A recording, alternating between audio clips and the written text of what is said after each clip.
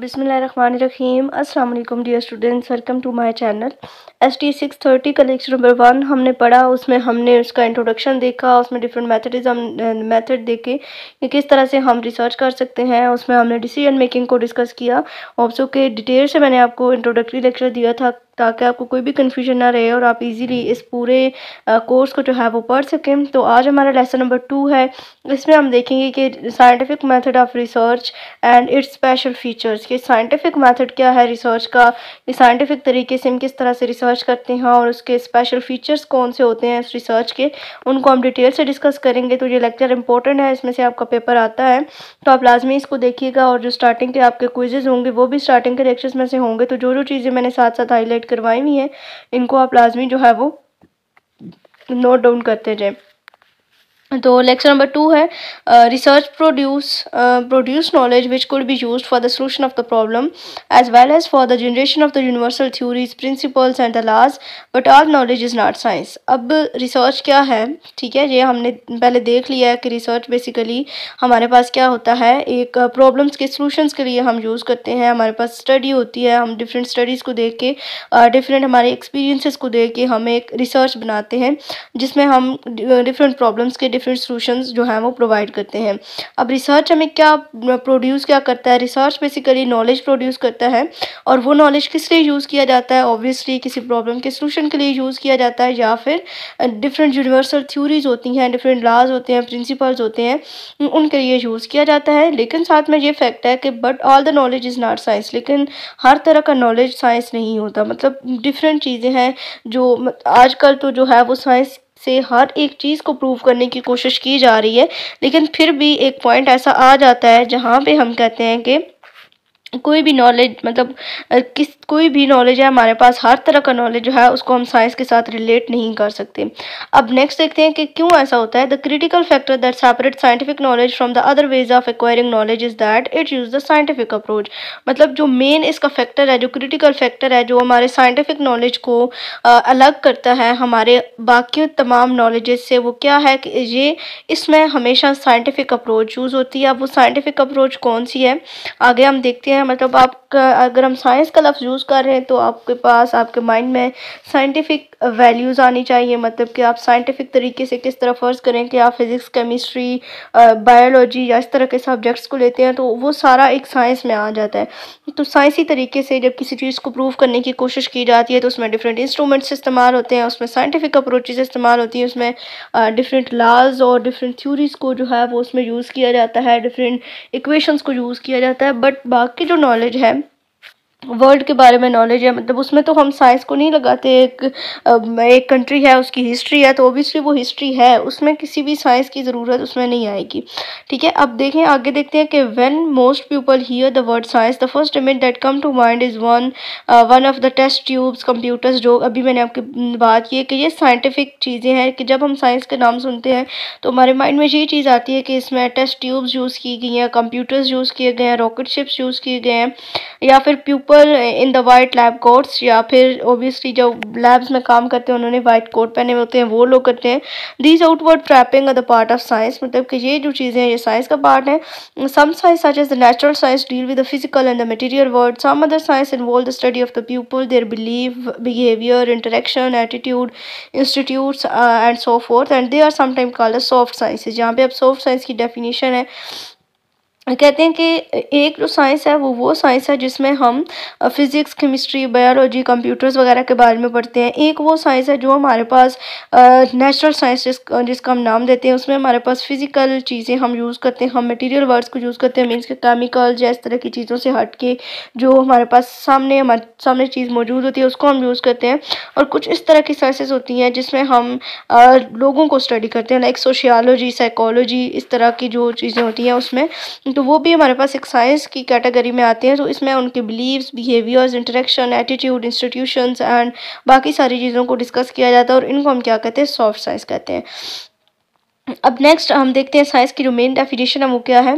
Science is a way to produce knowledge which is based on the truth and attempt to be universal. यानी कि science वो चीज़ है, यानी कि इसके ज़रिए हम एक ऐसा नॉलेज प्रोड्यूस करते हैं जो कि सच्चाई पे होता है, मतलब सच्चाई पे बेस करता है, और अटेम्प्ट्स टू बी यूनिवर्सल यानी कि उसको पूरी दुनिया के लिए सच माना जाता है। यानी कि साइंस एक ऐसा नॉलेज प्रोड्यूस करता है, मतलब कुछ कहावतें होती हैं, ठीक है, वो हम ऐसे ही कह देते हैं कि किसी ने ऐसे कहा था, उसमें कितने परसेंट सच्चाई है, कितने परसेंट ट्रूथ है, कौन कौन को उसको मानता है, कौन कौन नहीं मानता, वो एक अलग चीज़ में आ जाता है। लेकिन साइंस जो है वो एक ऐसा नॉलेज प्रोड्यूस कर रही है जो कि एक तो ट्रुथ पे बेस कर रहा होता है और दूसरा वो यूनिवर्सल होता है, यानी कि पूरी दुनिया में उसको माना जाता है।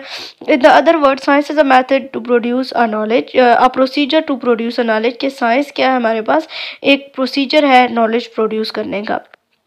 अच्छा, उसके बाद नेक्स्ट हमारे पास जो है वो क्या है, discovering universalities principles laws theories through the process of observation and re observation. यानी कि ये आगे इसकी एग्जांपल दी हुई है कि हम नॉलेज को जो है वो डिस्कवर करते हैं डिफरेंट थ्योरीज के ज़रिए, डिफरेंट ऑब्जर्वेशंस के ज़रिए। री ऑब्जर्वेशन मीन्स कि एक चीज़ पहले से ऑब्जर्व हुई भी है, हम उसके ऊपर दोबारा सोचते हैं, री ऑब्जर्व करते हैं और उससे कोई नई चीज़ बनाने की कोशिश करते हैं। Observation here employs that scientist use a sensory experience. अब सेंसरी एक्सपीरियंस क्या है, इसको भी हम आगे इसकी जब पॉइंट्स पढ़ेंगे उसमें हम देखेंगे। For the study of the phenomena they use their 5 senses which are proposed by the every normal human being. They not only do, बस इसमें और कुछ नहीं है करने वाला। अब री ऑब्जर्वेशन क्या है, री ऑब्जर्वेशन में be made by the same researcher at the different time and the place done by the other professional at the same time at the other place. यानी कि री ऑब्जर्वेशन क्या है, या तो एक बंदा पहले से जिसने ऑब्जर्व करके रखा हुआ है, जिसने रिसर्च की हुई है, वो दोबारा से अपने उस रिसर्च को री ऑब्जर्व करता है और उसे कोई नई चीज़ मतलब डिफरेंट टाइम के ऊपर, डिफरेंट प्लेस के ऊपर वो जाता है, उसको वो चीज़ किसी और तरह से दिखाई देती है तो उसको अगेन से वो ऑब्जर्व करना स्टार्ट कर देते हैं, या फिर कोई दूसरा प्रोफेशनल उसको कहीं और जाके जो है वो ऑब्जर्व करता है। Those who want to be definite and positive are often refer to as positivist. मतलब कुछ इस तरह के लोग होते हैं जो कि एक चीज़ को दोबारा से जो है वो उसको ऑब्ज़र्व करते हैं, अपनी ऑब्जर्वेशन को बार बार जो है वो चेक करते हैं, और वो जो रिसर्चर्स होते हैं वो बिल्कुल पॉजिटिव रहना चाहते हैं, अपनी फाइंडिंग्स को, अपनी रिसर्च को पॉजिटिव रखना चाहते हैं, डेफिनेट रखना चाहते हैं, और इस तरह के जो लोग होते हैं उनको हम पॉजिटिविस्ट कहते हैं। नेक्स्ट हमारे पास है all this procedure for the creation of the knowledge is called scientific method. अब मेन जो चीज़ है साइंटिफिक मेथड, जो हमने देखा स्टार्ट में कि ये सारे जितने भी प्रोसीजर्स यूज़ किए जाते हैं नॉलेज की क्रिएशंस करने के लिए, इनको हम क्या कहते हैं, साइंटिफिक मेथड्स कहते हैं। ठीक है जी, हमारे पास अब डेफिनेशंस थी, कुछ रिसर्च के बारे में हमने पढ़ा, हमने साइंस के बारे में पढ़ा कि साइंस क्या है, किस तरह से नॉलेज हमारे पास जनरेट होता है, और एट द एंड हमने साइंटिफिक मेथड को देखा कि जितने भी प्रोसीजर्स नॉलेज की क्रिएशन के लिए यूज़ किए जाते हैं उसको हम साइंटिफिक मेथड कहते हैं। अब important characteristics of scientific method क्या है, ये आपके लॉन्ग क्वेश्चन के लिए इम्पोर्टेंट है। इसमें से आपका ऑब्जेक्टिव भी बनता है, और ये अभी पूरा हम इसके 7-8 पॉइंट्स हैं उनको डिटेल से हम देखते हैं। सबसे पहला पॉइंट है एम्पेरिकल। एम्पेरिकल का मतलब ये है कि एम्पेरिकल होना कि हमारे पास जो ऑब्जर्वेशन है जो हमने की हुई है वो वेरीफाई है, यानी कि वो आपके पास हकीकत पर मबनी है, उसमें कोई भी किसी तरह का शक व शुबा नहीं होगा। जो भी चीज़ आप बोल रहे होंगे वो वेरीफाई होगी, चाहे वो साइंस के थ्रू हो या फिर नेचुरली वो चीज़ पाई जाती हो। देखते हैं इसकी डेफिनेशन क्या है। Scientific method is concern with realities that are re observable through sensory experience. Sensory experience का मतलब यही होता है कि एक बंदा है, उसने खुद पे वो चीज़ एक्सपीरियंस की हुई है। It generate the knowledge which is verifiable bye experience और ऑब्जर्वेशन, यानी कि एक्सपीरियंस से चीज़ को वेरीफाई किया गया है, ऑब्जर्वेशन से बार बार चीज़ को वेरीफाई किया गया है, तो उस वाले मेथड्स को हम एम्पेरिकल मेथड कहते हैं। कि कोई ऐसा मेथड है जिसको बार जो है वो वेरीफाई किया गया है, री ऑब्जर्व किया गया है, और वो पॉजिटिव है बिल्कुल, उससे जो है वो हमारे जो सोल्यूशंस निकल सकते हैं वो ठीक निकल सकते हैं।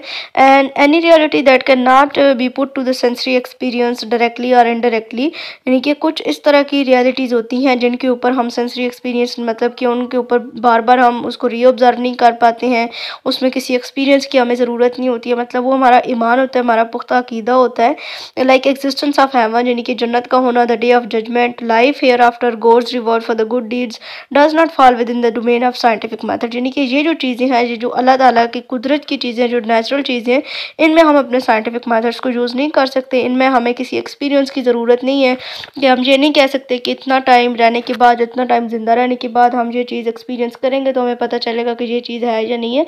जो चीज़ है अल्लाह ताला ने बना दी है, तो उसके ऊपर हम किसी तरह का भी एक्सपीरियंस जो है वो नहीं बना सकते।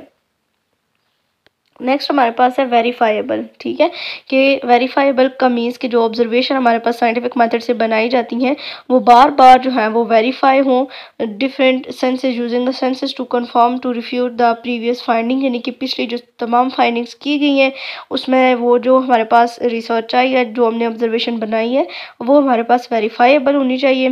Then replicability in this way is an important characteristics of scientific method, यानी कि अगर एक चीज़ को बार बार वेरीफाई किया जाता है, बार बार उसके ऊपर री ऑब्जर्व उसको किया जाता है, तो उसके जो सॉल्यूशंस निकलते हैं वो रिप्लिकेट हो सकते हैं, मतलब रिपीटेड हो सकते हैं। तो इसमें इंपॉर्टेंट करेक्टरिस्टिक्स है साइंटिफिक मेथड में रिपीटेड होने का। Hence the revelation and the institutions are out of the domain of scientific method, जिनकी ये जो दोनों चीज़ें जो अभी मैंने आपको बताया कि जो नेचुरल चीज़ें हैं वो साइंटिफिक की डोमेन में, साइंटिफिक मेथड्स की डोमेन में नहीं आती है। दैन कम्युलेटिव मींस के जो हमारी रिसर्च है, जो हम अपनी रिसर्च कर रहे हैं, ठीक है, उसमें हमारे पास जो है वो जो रिज़ल्ट्स आने चाहिए वो डिफरेंट रिसर्चेस को हम जब इकट्ठा करके एक नॉलेज जो है वो बनाने की कोशिश करते हैं, जो ऑलरेडी नॉलेज एग्जिस्ट करता है उसके ऊपर अगेन से हम जो है वो लिटरेचर बनाने की कोशिश करते हैं, तो वो हमारे पास कम्युलेटिव इसकी कैटेगरी में आ जाता है। Period to the start of any study the researcher try to scan through the literature, यानी कि ऑलरेडी जो एक चीज़ हमने स्टडी कर ली हुई है उसको रिसर्चर दोबारा से स्कैन करने की कोशिश करते हैं and see that the studies is not repetition in ignorance, कि वो उस चीज़ को देखने की कोशिश करते हैं कि जो स्टडी उन्होंने प्रीवियसली की हुई थी क्या वो अभी भी हेड कर रही है या नहीं कर रही है। Instead of reinventing the wheel the researcher take stock of the existing body of the knowledge and try to build on it, यानी कि जो दोबारा से उसको री इन्वेंट नहीं करते हैं बल्कि उसी चीज़ को मज़ीद मॉडिफाई किया जाता है। And result are to be organised and systemised, और जो हमारे पास रिजल्ट्स निकलते हैं वो ऑब्वियसली ऑर्गेनाइज्ड मैनर्स में होते हैं। नेक्स्ट हमारे पास है deterministic.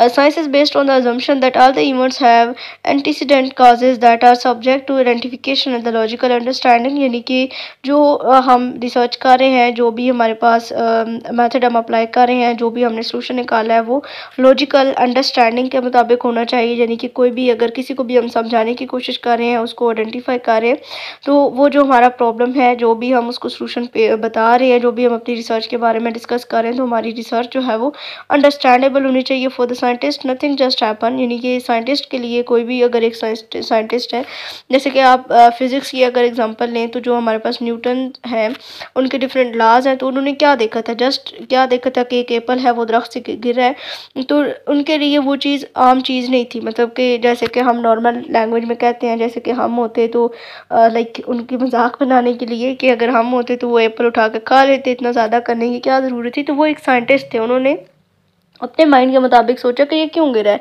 It happen for a reason, कि ये चीज़ यहाँ पे डिफाइन की गई है कि for the scientist nothing just happen, it happen for a reason. तो उनके माइंड में भी यही चीज़ आई कि ये एप्पल जो है वो क्यों गिरा है इस दरख्त से, तो किसी रीज़न की वजह से गिरा होगा। फिर उन्होंने अपने सारे जितना उनका दिमाग था, साइंसी दिमाग था, उसके थ्रू उन्होंने अपने डिफरेंट जो है वो रिसर्चेस की और एक लेवल पे पहुँचे। अभी तक हम न्यूटन्स के लॉ पढ़ रहे हैं और वो कहाँ यूज़ हो रहे हैं we don't know. The scientific researcher try to explain the emerging phenomena by identify it causes. तो साइंटिफिक रिसर्चर क्या करते हैं, जो हमारे पास काजेज होते हैं, यानी कि जो भी वो चीज़ यूज़ कर रहे होते हैं, फिर उसके डिफरेंट काजेज आगे से हमें बताते हैं कि ये इस तरह इस वजह से ऐसे हुआ, तो वो सारी चीज़ें उसमें आ जाती हैं। The researcher tries to narrow down the number of the reason in such a way that some action could be taken, कि रिसर्चर जब इस तरह बैठते हैं रिसर्च करने के लिए तो उनके माइंड में डिफरेंट रीजंस आते हैं कि इस वजह से ये चीज़ हो सकती है, इस वजह से हो सकती है। तो उनका जो मेन एम होता है वो ये होता है कि वो नैरो डाउन करने की कोशिश करते हैं, मतलब कम करने की कोशिश करते हैं रीजंस को, ताकि एक्शन कोई लिया जा सके। Therefore the achievement of a meaningful rather than the elaborate and the cumbersome model for the problem, यानी कि इसी वजह से क्या होता है कि जो उनकी अचीवमेंट होती है वो मीनिंगफुल होती है, वो एक एग्जैक्ट जो है वो पॉसिबल सोल्यूशन के ऊपर पहुँच सकते हैं। एथिकल एंड आइडियोलॉजिकल होना चाहिए। The conclusions drawn through the interruption interpretation of the results of the data analysis could be objective, यानी कि अगर कोई भी हम रिसर्च कर रहे हैं तो ऑब्वियसली अगर कोई प्रॉब्लम हमारे पास आया, उसको हमने सोल्यूशन निकालना है, हमने इतनी ज़्यादा रिसर्च की है, तो वो जो सोल्यूशन है वो उसके लिए यूजेबल होना चाहिए। ऐसे नहीं है कि कोई बात इधर से ली, कोई इधर से ली, तो हमने उसका सोल्यूशन बना लिया, नहीं, बल्कि relevant according to the problem हमारे पास हमारा सोल्यूशन होना चाहिए। Researchers are human being having the individual ideologies, यानी कि रिसर्चर भी ह्यूमन बीइंग्स ही होते हैं, लेकिन उनका थोड़ा सोचने का तरीका और होता है, उनकी कुछ रिलीजियस एफिलिएशंस होती हैं, कुछ कल्चरल डिफरेंस होते हैं, और इस वजह से जो है वो उनकी रिसर्चर फाइंडिंग्स जो उनकी होती है उनको इन्फ्लुएंस हो कर सकते हैं, उन अफेक्ट हो सकते हैं उनकी रिसर्चर फाइंडिंग। यानी कि एक बंदा है, उसका माइंड किसी और तरह से सोच रहा है, दूसरा रिसर्चर भी उसी चीज़ पे काम कर रहा है, लेकिन उसका माइंड किसी और तरीके से सोचेगा, तो इस तरह से जो है वो रिसर्च जो फाइंडिंग्स हैं, जो रिसर्चेज हैं, वो डिफरेंट होती हैं। Therefore one of the important characteristic of scientific method is to follow the principle of objectivity, uphold neutrality and present the result in the unbiased manner. यानी कि इस वजह से जो साइंटिफिक मेथड है उसका इंपॉर्टेंट फैक्टर ये है कि कोई भी बंदा अपनी रिलीजियस एफिलिएशंस को नहीं देखता, अपने कल्चर्स को नहीं देखता, जस्ट जो चीज़ उसके सामने आ रही है उसके ऊपर वो फोकस करता है और उसको प्रूव करने की कोशिश करता है, उसका रिजल्ट निकालने की कोशिश करता है। ये आपके पास जो है वो साइंटिफिक मेथड का एक प्रिंसिपल है, ये आपने याद रखना है।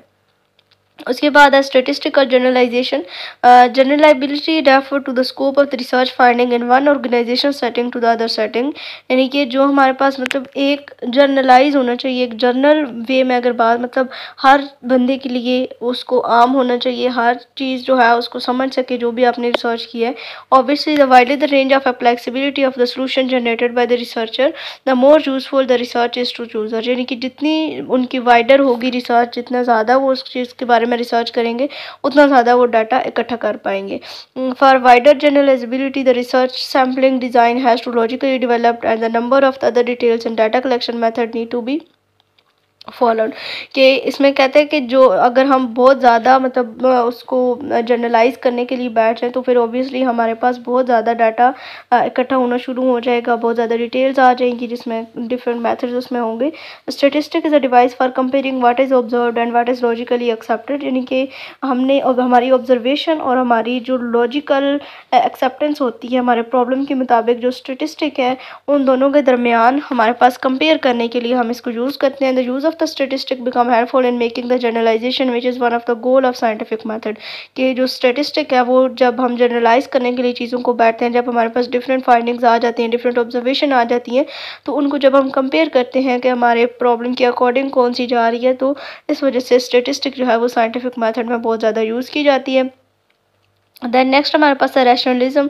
Science is fundamentally a rational activity, science हमारे पास क्या एक रैशनल एक्टिविटी है, यानी कि डिफरेंट जो है वो इसमें चीज़ें यूज़ की जाती हैं and scientific explanation must make sense, यानी कि अगर हम कोई चीज़ साइंटिफिक तरीके से भी एक्सप्लेन कर रहे हैं तो उसकी भी एक्सप्लेनेशन, उसकी भी एक सेंस होनी चाहिए कि कोई बात हम कर रहे हैं तो ऑब्वियसली उसको समझ आना चाहिए। Religions may rest to the revelation custom on the tradition gambling on the faith but science must rest on the logical reason, यानी कि जो हमारी रिलीजियस एक्टिविटी होती हैं वो तो हमारे रस्म व रवाज, हमारी ट्रेडिशंस के ऊपर बेस करती हैं, लेकिन साइंस जो है वो हमारे पास रीज़न मांगती है। जैसे हम अगर कोर्ट्स की बात की जाए, अदालतों की बात की जाए, तो अदालतों में जस्ट मुंह बोला सबूत हमें नहीं चाहिए होता, बल्कि रिटन प्रूफ हमारे पास अदालत मांगती है। तो इसी तरह से जो साइंस है वो भी लॉजिकल रीजनिंग पर डिपेंड करती है। अब लॉजिकल जो रीजन्स है वो भी दो तरह के होते हैं साइंस में, एक होता है डिडक्टिव रीजन और एक होता है इंडक्टिव लॉजिक या इंडक्टिव रीजनिंग और डिडक्टिव रीजनिंग।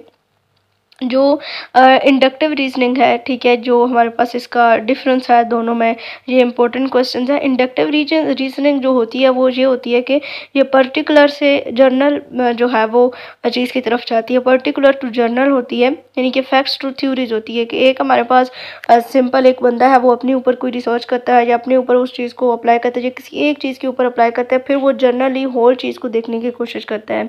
जैसे कि अगर हम कहें कि पर्टिकुलर अगर हम देखा जाए तो हम किसी बंदे का नाम दे लेके कहें कि महमूद इज़ मोटल, नीचे जो है उसकी एग्जांपल भी दी हुई है, इज़ मोटल के वो एक फ़ानी है, तो फिर हम कहेंगे कि आल मैन आर द मोटल, तो वो अगले में आ जाएगी। ठीक है, ये पर्टिकुलर से जर्नल में जाएगी और जो डिडक्टिव रीजनिंग है ये जर्नल टू पर्टिकुलर पे जाती है। ठीक है, कि एक जनरल बात पहले कही जाती है, फिर किसी पर्टिकुलर एक बंदे के लिए कही जाती है। Inductive reasoning start from the observe data and develop the generalisation which explain the relationship between the objects observe. यानी कि इंडक्शन में क्या होता है कि ये डाटा को ऑब्जर्व करने से स्टार्ट करती है और फिर उसमें डिफरेंट जनरलाइजेशन डेवलप की जाती है जो कि रिलेशनशिप उसमें डिफाइन करती हैं बिटवीन द ऑब्जेक्ट ऑब्जर्व। यानी कि जो भी ऑब्जेक्ट्स हमने ऑब्जर्व किए हुए होते हैं उनके दरमियान में रिलेशनशिप को डिफाइन करती है। On the other hand in deductive reasoning one start from some general law and apply to the particular instant. यानी कि वो ओवरऑल पूरा एक ला जो है उसको लिया जाता है और फिर एक पर्टिकुलर चीज़ के ऊपर उसको अप्लाई किया जाता है। In practice scientific research involve the both inductive and deductive reasoning as a scientist shift endlessly back and forth between theory and empirical observation. यानी कि साइंस में ये दोनों रिसर्चेस जो हैं वो बहुत ज़्यादा यूज़ की जाती हैं। Then next looking at the important feature of scientific method, one might say that there are the two powerful या two power basis of scientific knowledge. एक है एम्पिरिसिज्म जिसमें हमने सेंसरी एक्सपीरियंस और ऑब्जर्वेशंस को देखा, और दूसरा है रैशनलिज्म यानी कि लॉजिकल एक्सप्लेनेशन हमारे लिए मानी रखती है। हम किसी भी रैशनल यानी कि उसके अपने बारे में उसके क्या ख्यालात हैं, उसका रिलीजन क्या है, उसके कस्टम्स क्या है, कोई भी एक रिसर्चर है वो उस चीज़ के बारे में नहीं सोचता बल्कि लॉजिकल चीज़ को लेके चलता है कि लॉजिकली इस चीज़ का हमारे पास क्या मतलब बनना है। तो ये हमारा सेकंड लेक्चर था। होप सो कि आपको इसकी समझ आ गई होगी। जो भी हमने पॉइंट इसके हाईलाइट किए हैं हमने इनको डिटेल से देखा। अगर कोई कन्फ्यूजन हो या कोई मेरी मिस्टेक हो तो उसको लाजमी हाईलाइट कीजिएगा। इंशाल्लाह मिलेंगे अपने अगले लेक्चर में। इजाज़त दीजिए। अल्लाह हाफ़िज़।